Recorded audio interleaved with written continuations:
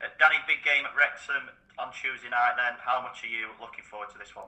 Yeah, can't wait. I think big's an understatement. I think it's huge. I think even if they were eighth and we were 10th, it's still a huge game because of the size of the clubs, and the rivalry and the history and etc. etc. So the fact it's second and third makes it even bigger, And Tuesday night under the lights, whether it's at racecourse ground or at home here, the atmosphere will be rocking, and I'm sure everyone, supporter-wise, both sides can't wait for the whistle to go. Do you take some belief from the fact that you've already beaten them earlier in the season? Yeah, I think we take probably belief from the way we played against them, and obviously to win as well is the most important thing. But I think obviously I'm not a massive believer on form as such, but we are having a good season, as are they. So both teams will back themselves to win the game, and rightly so. So I think they're the favourites, obviously, because they're at home and they're above us in the league. So that makes us slight underdogs from the outsiders. But in terms of within our camp, we're looking there to go and believe that we're going to go and win the game. They've won all 13 home games in League and Cup. How do you stop that becoming 14? By playing at our best, by doing what we do really well, and by nullifying their threats. I think if you don't tick all those boxes, you don't win the game. Like when we lost at Halifax, we didn't tick many boxes and you lose the game. So if you don't tick many boxes and you turn up at someone like Wrexham, you're going to lose the game 100%, unless they decide not to turn up, which is unlikely. So like I always say, if we turn up, we've got as much chance of winning as they have, without sounding too much like a cliche. Yes, they're powerful. I watched their game back against Eastleigh. They're powerful, strong, and some two excellent finishes, by the way, for the goals. That's what they do, and we've got to be ready to counteract that with the things that we bring to the table. And the two strikers, Paul Mullin, Ollie Palmer, I think they've got 30 goals between them. Do you make any special plans to stop them? No, I thought we defended well against them last time. I think we often defend better at times against the front two. As a centre half, you sort of go, well, that's my man, that's your man, done. Let's have a battle, sort of thing. Obviously, it's more technical and tactical than that explanation, but that is a way of looking at it. Palmer, Ollie had him at Orient a few years ago. Great lad, absolute handful on the pitch, and Mullin just scores for fun. So if we're not on our toes, we're going to get punished. So as a back four, as a goalkeeper, and as a whole team and squad, we've got to be on our toes as soon as that whistle goes. Is it must win for Chesterfield tomorrow night? No, I don't think it's must win. I think it's one of them where, obviously, you're going to ask that question. We wouldn't bring that sort of question up inside our sort of camp, so to speak. It's more about just preparing the lads to play a certain way, and hopefully, like the gaffer says, that brings the end product of the positive result for Chesterfield.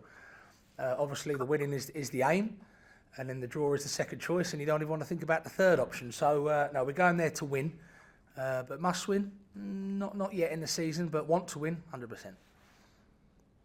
And if you were to win, that would really blow the title race, the picture at the top of the table, make it really interesting, wouldn't it?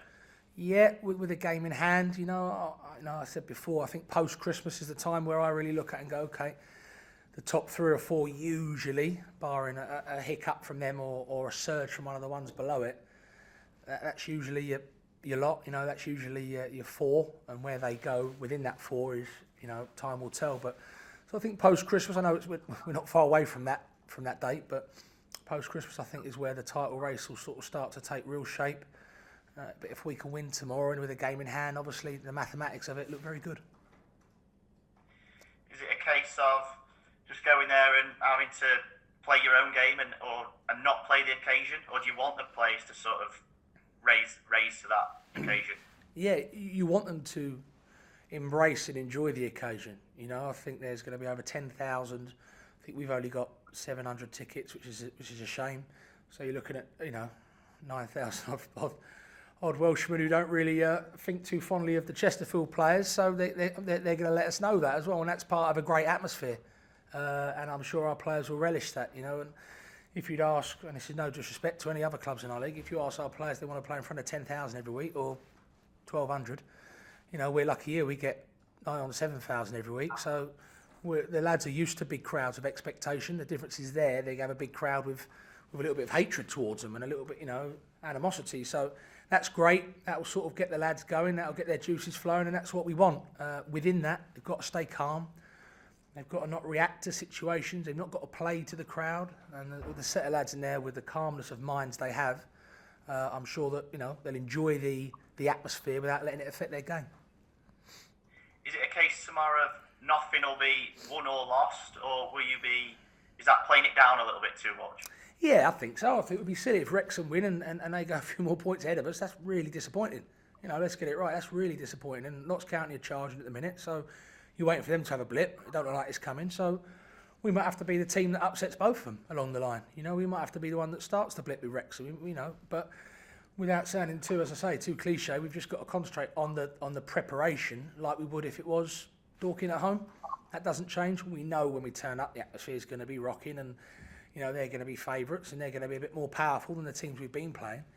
But we've got enough lads to stand up to that test, and if we do that, I'm sure we'll get a good result. And I know you can't go into individuals, but are you thinking about making some changes tomorrow? I think every game, even the ones where the manager's decided to keep the same team because we've been winning, it has never been games finished. Oh, we won. Well, we don't talk about the next team. It's that, we'll all talk about what our teams would be and opinions of staff. We'd all share. And ultimately, the gaffer makes the decision, and it comes down to probably being loyal and consistent to players who are doing really well while you're winning games. So no need to change it. Yes, we won Saturday, but we are playing Saturday, Tuesdays, and Christmas period. You've seen the pitches, and training's going to be limited. I'm sure all over the country because of the weather, and it affects the pitches you can train on, etc. So it may not. I think a few people were surprised by the changes made Saturday. Ultimately, we won the game, so they were justified. It could be the same team. What I will say is that there was no injury concerns, which is great after Dorking. So any changes that will be made will be due to tactics or rest, or we'll keep the same team and give those boys that loyalty that the other lads have had. Yeah, that was going to be my next question. So did everyone come through Saturday okay then? Yeah, all good. I think fitness-wise, they're really, really fit bunch. They're quite robust. I think if you look on our injury list, I'm on a 10th fate in a minute, so I'm going to touch wood.